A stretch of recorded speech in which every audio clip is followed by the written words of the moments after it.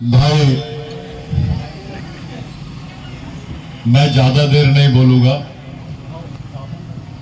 क्योंकि मेरी तबीयत खराब है। लेकिन मेरी इच्छा थी कि मैं पांसेमल में आना चाहिए। निमाड़ मालवा में कौन सा बुखार चल रहा है इसके बारे में थोड़ा देखना चाहिए। सामाजिक बुखार है या राजनीतिक बुखार है, ये कौन सा बुखार चल रहा है इसके बारे में देखने के लिए आया हूं। मैं भगवान टंटाभिल के बारे में आखिरी में कुछ बोलूंगा क्योंकि सब यहाँ पे युवा है, पढ़े लिखे लड़के हैं, जैस के मेरे भाई लोग हैं, बिरसा ब्रिगेड के लोग हैं, कर्मचारी है, अधिकारी है। मैं कुछ बात मेरी माताएं बहनें सब लोग जो नए बच्चे हैं, पढ़े लिखे बच्चे हैं, उनसे विनती करता हूं कि ये बात को थोड़ा गौर से सुनो। मैं 3 बात आपको बताना चाहता हूं। नहीं, रख दीजिए। पिछले 3 साल में आदिवासियों के साथ में इस देश में क्या हुआ है। आप लोग 5वीं अनुसूची में रहते हो।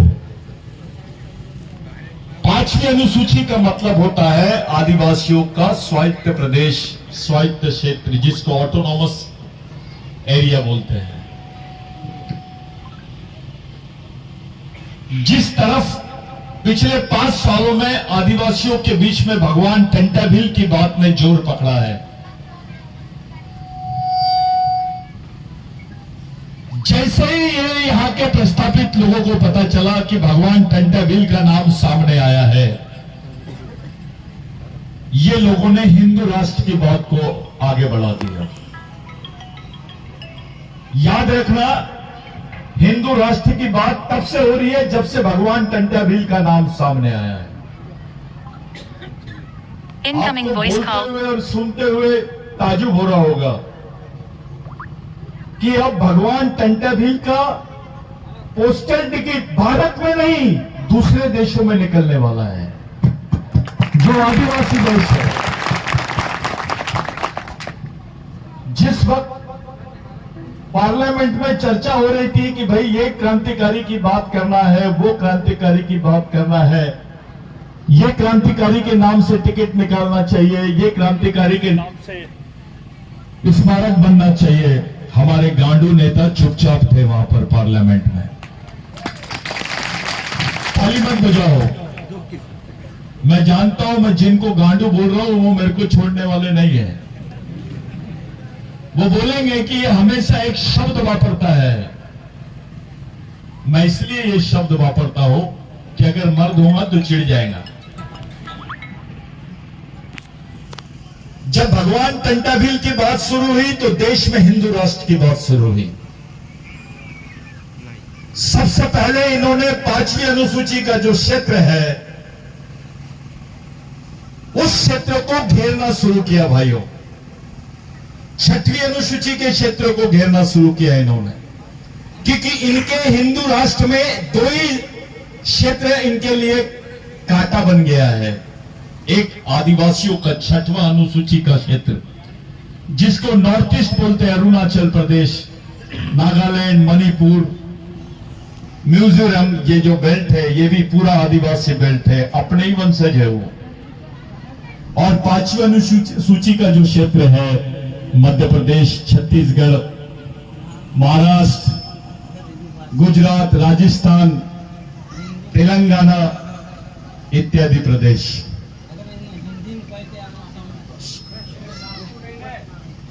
तो ये 2 क्षेत्र है जिनको इस देश से कोई हटा नहीं सकता। इस देश में इन क्षेत्रों के लिए ऐसा प्रावधान है कि संसद में भी अगर इन्होंने कोई संशोधन किया, अमेंडमेंट किया, तो भी इन क्षेत्रों में यह हस्तक्षेप नहीं कर सकते हैं।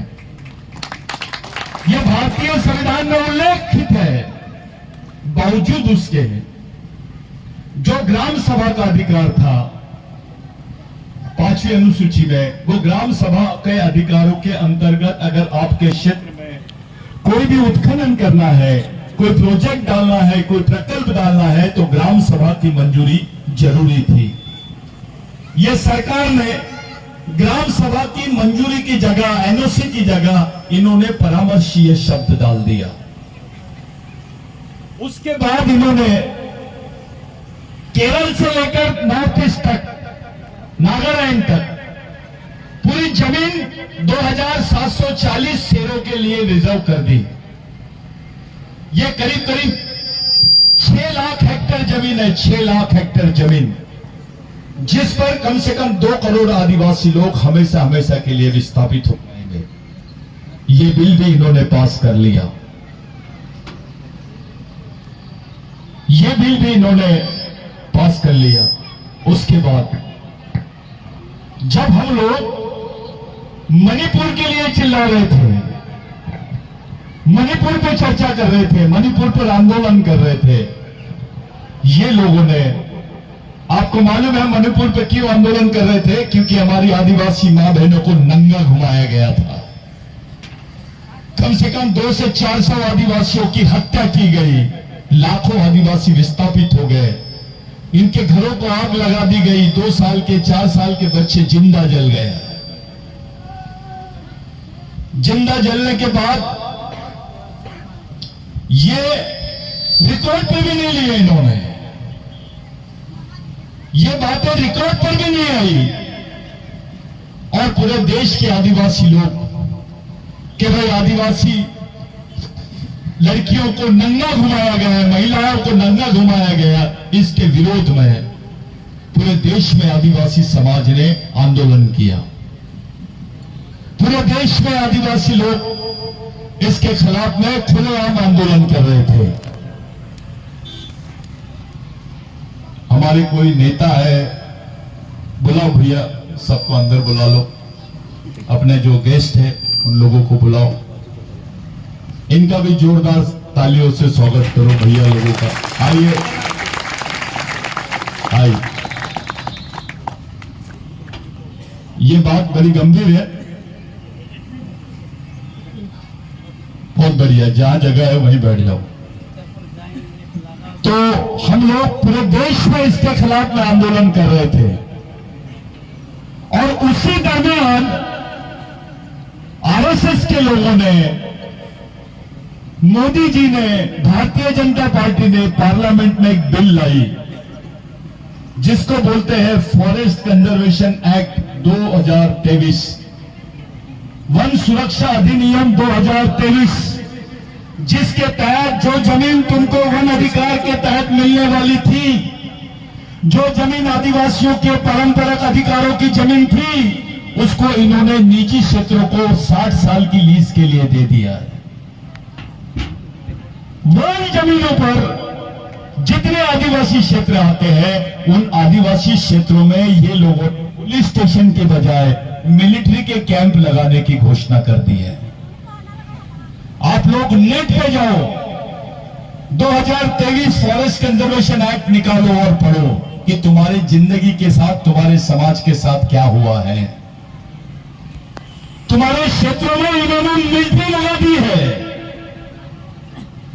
अब तुम्हारे क्षेत्रों में पुलिस स्टेशन नहीं रहेंगे, आदिवासियों के क्षेत्र में मिलिट्री रहेगी।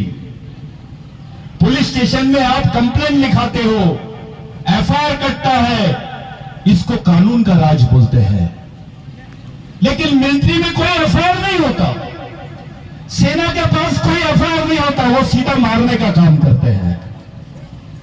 और जितने आदिवासी क्षेत्र है वहां पर अब मिलिट्री लगाई जाएंगी। अगर तुम कोई भी आंदोलन करोगे तो तुमको गोलियों से भूना जाएगा, तुमको देशविद्रोही बोला जाएगा, तुमको नक्सलवादी बोला जाएगा, तुमको अलगाववादी बोला जाएगा। जब पुलिस थी तब तुमने आंदोलन नहीं किए यार, आंदोलन भी किए तो लोगों ने नहीं सुना, गवर्नमेंट ने नहीं सुना, अपने नेताओं ने भी नहीं सुना।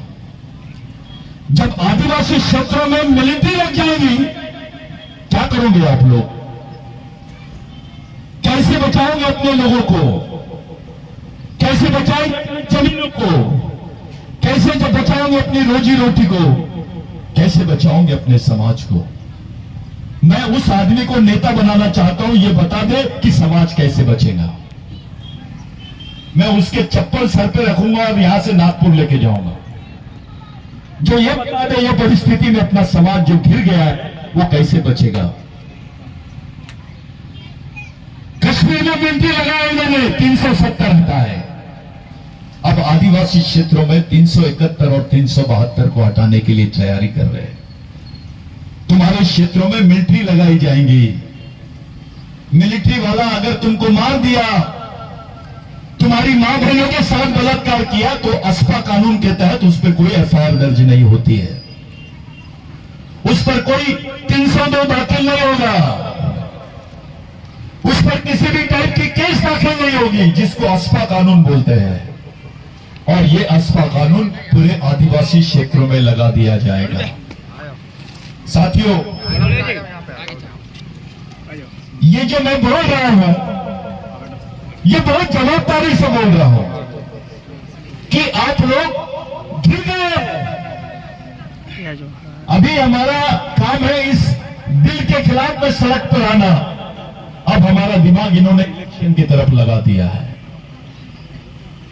जो समाज को बचा सकता है वो इलेक्शन की तरफ डाइवर्ट हो गया है। उसके माइंड को डबल माइंड बना दिया इन्होंने। और ये जानते हैं कि ये लड़ाकू समाज है। ये लड़ाकू समाज को किस तरह से खत्म करना, इसकी बराबर प्लानिंग की गई है। इसी समय इन्होंने चुनाव डिक्लेयर करे, इसी समय ये बिल लेके आए। आप अपने नेताओं से पूछो जो पार्लियामेंट में बैठे थे, भैया तू चुप क्यों था, तेरे को कितने करोड़ रुपए मिले। अब तुम्हारी जमीन नहीं है। जो तुम्हारी परंपरागत जमीन थी, जो तुम्हारी प्राचीन जमीन थी, वो जमीन तुमको नहीं मिलेगी। अब कोई दावा नहीं कर सकोगे आप, कोई वन दावा नहीं कर सकते। झूठ बोलते होंगे, कोई चूतिया बनाएगा आपको कि वन दावे के अधिकार दिला देंगे, तुमको जमीन दिला देंगे। वो गांधी झूठ बोलेगा, वो अपने समाज से गद्दारी करेगा। जब तुम्हारे अधिकारी नहीं रहेंगे तो तुमको जमीन कहां से देंगे वो लोग। तुम्हारे हिस्से की तो जमीन इन्होंने लीज पर दे दी है। अभी 4 महीने रुक जाओ, चुनाव के बाद में तुम्हारे 7-12 बदल जाएंगे। वो पटेल रहेगा, वो विधायक रहेगा, वो कितना भी बड़ा आदमी रहेगा, उसके 7-12 पे लिख के आएगा कि उसकी जमीन लीज पे चली गई है। वो जो फॉरेस्ट की आधी जमीन जिस पर वन हक अधिकार के तहत तुम दावा कर सकते थे, वो जमीन तुमको नहीं मिलेगी। यानी इस देश में आदिवासियों को भूमि अधिकार जो है वो पूरी तरह समाप्त हो गया है। अब आदिवासी की जो परिभाषा है वो बिगड़ जंगल और बिगड़ जमीन के नहीं हो सकती है। बिरसा मुंडा ने बोला था, जिसकी जमीन उसका देश। अब जमीन ही तुम्हारी नहीं रहेंगी तो तुम्हारा देश कैसे रहेगा, ये बताओ। हिंदू राष्ट्र का मतलब होता है आदिवासी मुक्त भारत, बगैर आदिवासियों के भारत। और उसकी खुलेआम घोषणा कर रहे हैं हमारी ही जमीन पर। हमारे ही लोग उनकी थैली पकड़ के घूम रहे हैं, हमारे ही लोग उनका झंडा पकड़ के घूम रहे हैं। आपका ही भाई आपके दुश्मन की सेना का सेनापति है। किससे लड़ोगे तुम, कैसे लड़ोगे तुम? एक तरफ मिलिट्री लगी रहेगी, दूसरी तरफ कानून। अगर आप जमीन का भी आंदोलन छेड़ोगे तो ये लोग आपको भून डालेंगे गोलियों से। जो कश्मीर में हुआ अब वो आदिवासी क्षेत्रों में होगा। कैसे बचाएंगे बताइए, क्या करोगे आप? क्या रास्ता है? चलो उसको नेता बना देते हैं जो समाज को बचाने का रास्ता बता दे। मैं तो जिस दिन से बिल आया उस दिन से मैं सोच ही नहीं पा रहा हूं कि क्या किया जाए, कैसे किया जाए, कौन सी पार्टी के पास जाया जाए। अरे कांग्रेस का भी राज्यसभा में बहुमत था, विपक्षी पार्टियों का। इन्होंने बहिर्गमन कर दिया और 20 मिनट में 7 बिल पास हो गए। इसका मतलब कहीं ना कहीं कांग्रेस का भी हाथ होगा इसमें। किस पे भरोसा करेंगे आप? कौन सी पार्टी पे भरोसा करोगे तुम?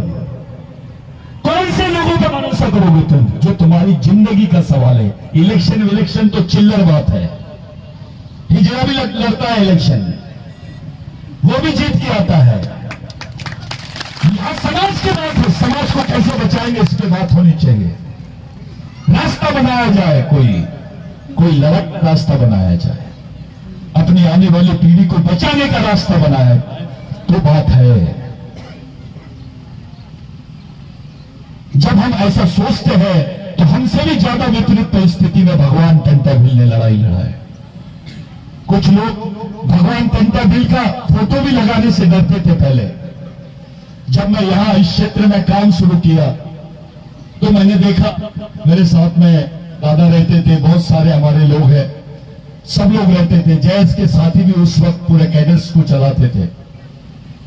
तब मैंने देखा कि अपने अधिकारी लोग डरते थे, गांधी जी का लगा लेते थे, रामदेव बाबा का दिखता था, लेकिन भगवान टंटाभिल का फोटो लगाने से डरते थे, क्योंकि हमारा ही आदमी बोलता था ये तो डकैत है, ये तो चोर है, ये तो डाकू है। अपने भगवान को डाकू बोलने वाले लोग अपने हैं, इनको मालूम भी नहीं। अबे जो जमीन तेरे पास है, तेरे बाप ने नहीं, तेरे दादा ने नहीं, उसको टंटाभिल ने दिया है, किसी भगवान ने नहीं दिया है। नहीं तो कोई नेता बोल दे, देश का प्रधानमंत्री बोल दे आदिवासियों को मैंने जमीन दिया है, कोई पार्टी का नेता बोल दे कि आदिवासियों को हमने जमीन दिया है। झूठ। ये जमीन आपके हिस्से में आई है टंटाभिल की वजह से। वो टंटाभिल जब उसको फांसी दे रहे थे तो उसकी बहन सामने खड़ी थी, उसके रिश्तेदार सामने खड़े थे, उनको पहचान नहीं पाया वो, क्योंकि उनको 22 साल के बाद देख रहा था। वो पानी पार्सल कर दो। जो समाज के खातिर 22 साल तक अपने लोगों का, अपने परिवार का मुंह नहीं देखा, उस आदमी को हमारे समाज का आदमी डकैत बोलता है। अबे टिकट चोर बोलते थे, देखो क्रिमिनल ट्राइबल बोलते थे। तुमको ये नौकरी अभी नहीं मिलती थी, बाबा साहब ने आरक्षण बाद में दिया। पहले तो तुम्हारे ऊपर जो सील सिक्का लगा हुआ था कि तुम्हारा बच्चा पैदा भी होगा, गोंड का बच्चा, भील का बच्चा, महादेव कोरी का बच्चा, क्या कोरकू का बच्चा, किसी भी आदिवासी का बच्चा, तो उसको क्रिमिनल ट्राइब बोलते थे, गुनेगारी जमात। जो क्रिमिनल होता है उसको सरकारी नौकरियां नहीं मिलती है। ये बात रेंगा कोरकू ने, भगवान रेंगा कोरकू ने टंटा भगवान को बताया कि भगवान अपने लोग अब कभी नौकरियां नहीं पा सकते हैं, अब कोई सरकार में अपने लोगों को सरकारी महकमे में नौकरियां नहीं मिलेगी। तब भगवान टंटाभिल ने बोला कि जाओ अंग्रेजों को बोल दो अगर टंटाभिल को पकड़ना है तो आदिवासियों को पुलिस में भर्ती कर दो। खुद की गिरफ्तारी के लिए, खुद के समाज के हित के लिए अपने आप को गिरफ्तारी करने की बात करने वाला भगवान वो टंटाभिल है। खुद को गिरफ्तार करने के लिए आदिवासियों को पुलिस की नौकरियां मिलना शुरू होगी, तब जाके तुम्हारे सामने से क्रिमिनल ट्राइबल बिल बाहर निकला। वो डोडवे ने बहुत अच्छा बात बोला कि जो क्रिमिनल ट्राइबल बिल है इसको हेरिडिटरी एक्ट के नाम से जानते थे। भगवान टंटाभिल से प्रेरित होकर अंग्रेजों ने ब्रिटेन में जाके इस बिल को पास किया और भारत में क्रिमिनल ट्राइबल बिल ये बंदी हुई और वहां से आदिवासियों को सरकारी नौकरियों में नौकरियां मिलना शुरू हो गई।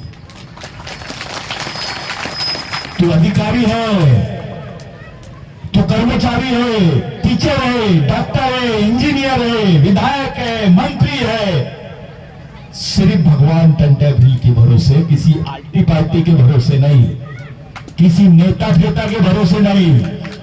अबे तेरा ओरिजिनल भगवान टंटाभिल है, तेरे खून में गद्दारी है, तू अपने भगवान का नाम नहीं लेता है। ये कैसे खून में तेरा कि अपने भगवान को नहीं पहचान पाए हम लोग। 150 साल बाद में टंटा भगवान का हम लोगों ने यहां पुतला बिठाया है। इसी पंसेमाल में, इसको पंसेमाल बोलते हैं, पहले पंसेमाल बोलते थे, अंग्रेजी में इसका रिकॉर्ड पे नाम आ रहा है पंसेमाल। यहां 17 लोगों को टंटाभिल ने मारा था इसी पंसेमाल में। ये जो पंसेमाल का चौक है, ये किसी समय में इस चौक पर किसी को खड़े नहीं होने दिया जाता था। इसको रिग्रेटिव प्लेस बोलते थे। रिग्रेटिव प्लेस इसलिए क्योंकि 14 लोगों को बांध के मारा था टंटाभिल ने यहां पर। उसमें 2 आदिवासी भी थे, दो गद्दार आदिवासी भी थे, कुछ जमींदार थे। टंटा भील के समय में एक भी मंदिर नहीं बना। किसी गरीब के घर में शादी होती थी, पैसे नहीं होते थे तो खबर पहुंच जाती थी टंटा भील को 7 घंटे में। महाराष्ट्र में टंटा भील अगर रहता होगा तो 7 घंटे में खबर पहुंच जाती थी टंटा भील तक। अभी तो टेलीफोन से नहीं पहुंचती है। यह है भगवान टंटा भील। ये जो ग्राम सभा वगैरह बता रहे हैं अपने को, उस वक्त 1 लाख ग्राम सभाओं का सरदार था टंटा भील। कोई भीलों के लिए नहीं था। अब तो जातिवाद करने लग गए। ये बारेला है, ये दरबार है, ये बिलाला है, ये भील है। अबे तेरा खून एक है, तेरा वंश एक है, तो समाज भी एक होना चाहिए। यही बात टंटा भगवान ने बताया। उस वक्त कोई जमींदार, कोई पैसे वाला आदमी टंटा मामा के सामने नहीं, किसी भी गरीब आदमी के सामने ऐसा तन के नहीं चल सकता था। मैं एक बात बताना भूल गया था। आज तक के मैं समझता था वो दूसरा पार्ट है, लेकिन मुझे उसका संदर्भ मिल गया। मैंने जब ब्रिटिश टाइम्स पढ़ा, अपनी मां बहनों को ब्लाउज नहीं पहनने देते थे पहले। मैं जो बोल रहा हूं जवाबदारी के साथ बोल रहा हूं। पहले हमारी मां बहनों को, गांव की भी बच्चियों को पहले ब्लाउज नहीं पहनने देते थे। ब्लाउज पहनने पर टैक्स लगाते थे। टैक्स अंग्रेज नहीं लगाते थे, यहां के मनुवादी ब्राह्मण लोग लगाते थे, जमींदारी उच्च वर्णीय लोग लगाते थे। हमको ब्लाउज पहनने पर भी टैक्स लगता था। टंटा मामा ने एक ही दिन में 70 जमींदारों को एक ही दिन में मारा था। 70 लोगों को कान काट डाले थे एक ही दिन में। उसके रिकॉर्ड मिल गए अभी, और चिट्ठी लगाई थी, आज के बाद कोई महिला नंगे बदन नहीं रहेगी। तुमको कपड़े पहनाया, जिन लोगों ने तुम्हारे कपड़े उतारे उन लोगों को तुम पैर पड़ते हो, और जिसने तुमको कपड़े पहनाया उसकी फोटो भी लगाने से डरते हो घर में। हमारे समाज, हम गद्दार हैं। तुम्हारे बेटे को बोलो मेरे लिए फांसी पे चढ़ जा, तुम्हारे लड़के को बोलो मेरे लिए फांसी पे चढ़ जा, लेकिन भगवान टंटा भील तुम्हारे लिए फांसी पे चढ़ गया।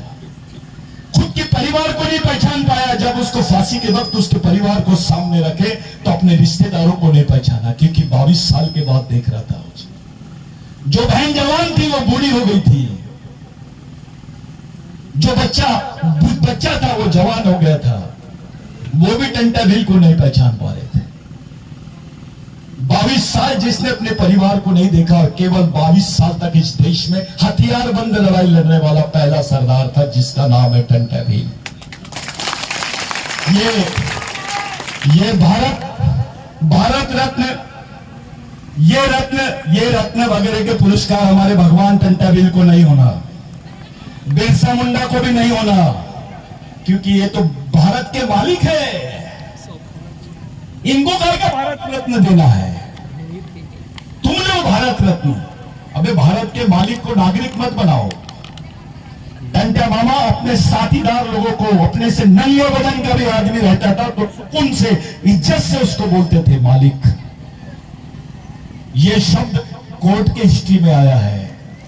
जज ने पूछा कि ये टंटा मामा ने अभी इसको क्या बोला, तो वकील ने बताया माय लॉर्ड, मालिक। तो अंग्रेजी में उन्होंने पूछा व्हाट डू मीन बाय मालिक, तो उसने बताया ओनर ऑफ द लैंड, इस जमीन का मालिक, इस देश का मालिक। ये भाषा टंटे मामा ने किया, गांधी जी ने तो बाद में किए।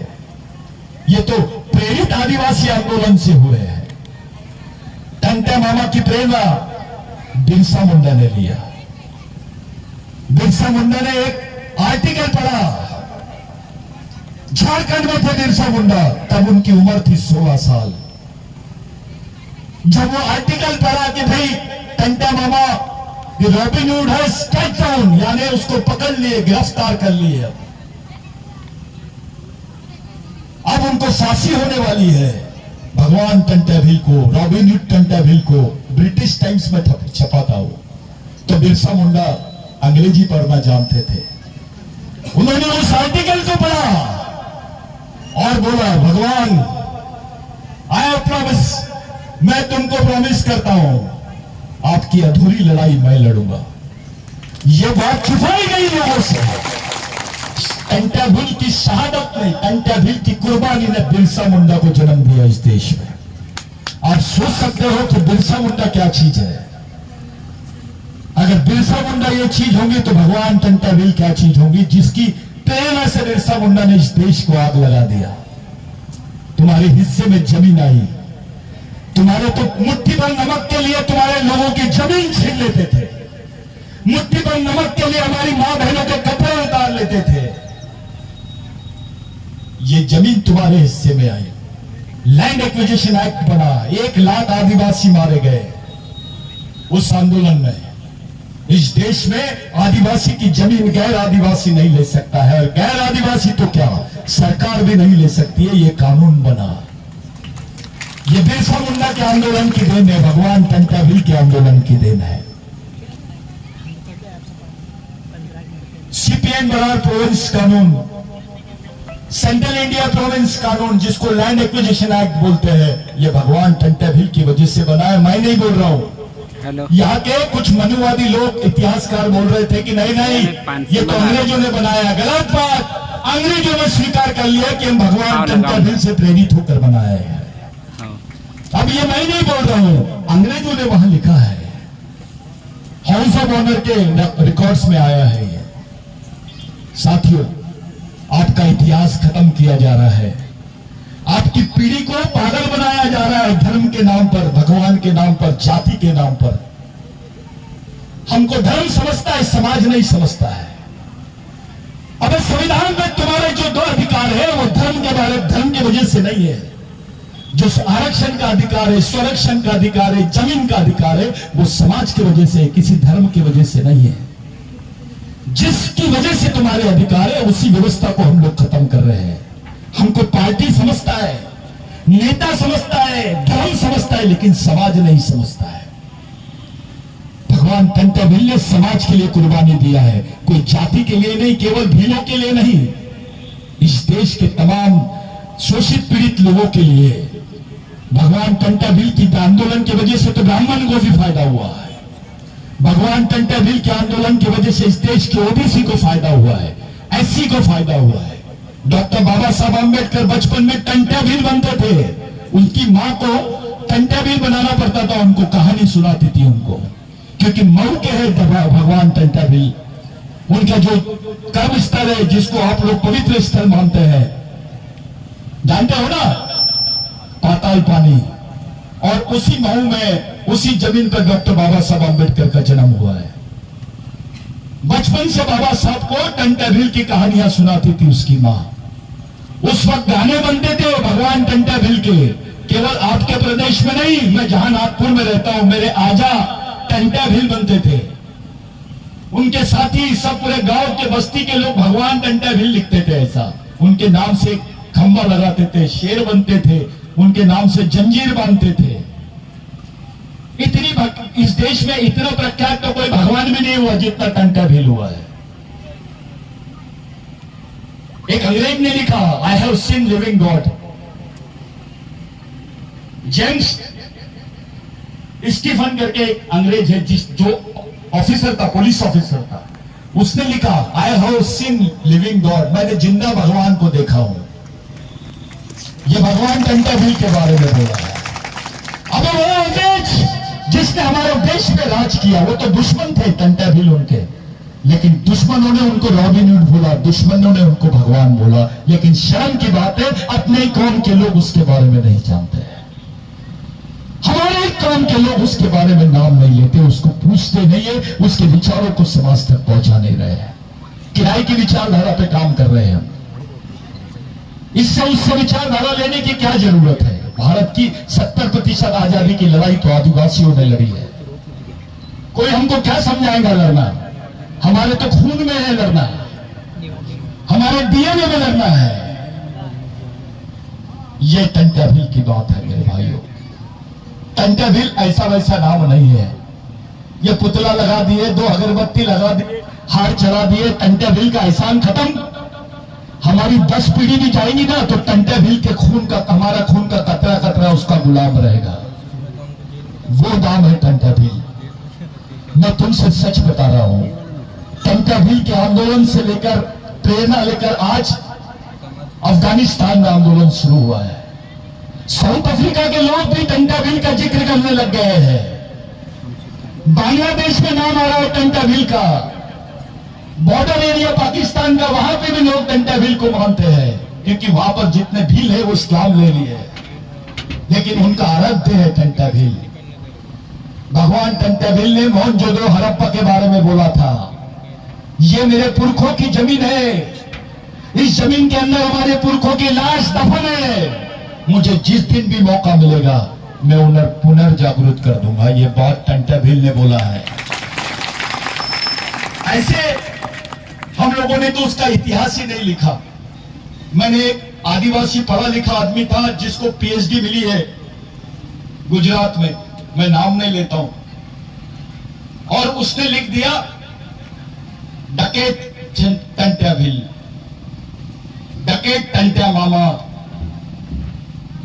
मेरे को बड़ा अफसोस हुआ कि अपनी कौम के लोग हिम्मत कर रहे हैं बात बोलने, दुश्मन के दिमाग से चल रहे हैं, बच्चा आदिवासियों का, लेकिन उसके दिमाग में जो सीढ़ी है, जो विचार है, वो पांडे जी के है, तिवारी जी के है, कुलकर्णी जी के है, अपने आदमी के नहीं है। आज जो हालात अपने समाज की बनी हुई है बहुत गंभीर है। आप लोग इतनी जोश से जैस का, बिरसा ब्रिगेड के लोगों का आप लोगों ने स्वागत किया। शायद ऐसा लगता है मेरे को, आपको ऐसी लग रही होंगी कि बहुत उम्मीद है सतीश दादा आया है कुछ तो भी करेगा। मैं हकीकत बता दे रहा हूं, मेरा दिमाग चलना बंद हो गया है जिस दिन से मुझे पता चला है कि आदिवासी क्षेत्रों में मिलिट्री लगाई जाएगी। क्या करेंगे ये जैस के लोग? कौन है इनके पीछे? कौन सा नेता है तुम्हारा जो इनको मदद कर सकेगा? कौन वाले है तुम्हारे लोग जिंदगी कांग्रेस के पीछे घसते हैं और टिकटों के लिए करोड़ों रुपए दे रहे हैं? अबे उधर करोड़ देने के बजाय यही करोड़ देना बे, अपनी कौम के लिए कुछ कर दे खर्चा। इतना पैसा है तो। पिछली बार बिरसा ब्रिगेड ने कांग्रेस को बहुत मदद की थी हमने। वो इसलिए की गई थी क्योंकि आरएसएस आदिवासियों के बीच में बहुत बढ़ गया था। उस वक्त जैस का कार्यक्रम थोड़ा कम था लेकिन गर्म था, तो हमारे लड़कों को ये लोगों ने बेवकूफ बनाना शुरू कर दिया था। कुछ लोगों को ऐसा लगा, जो रहनुमाई करने लगे उनको लगा वो देश के नेता बन गए। थोड़ा कुछ हुआ कि उसको ऐसा लगता है मैं बहुत बड़ा नेता बन गया। अपने आंग में नेता आता है, टंटा भील नहीं आता है। हमको जल्दी समझ में आ जाता है पॉलिटिकल भाषा, सामाजिक भाषा नहीं समझते हैं। उस वक्त सभी साथियों ने, सभी लड़कों ने, जैस के लड़कों ने, बिरसा ब्रिगेड के लोगों ने और भी संगठनों ने मिलकर कांग्रेस को मदद किया।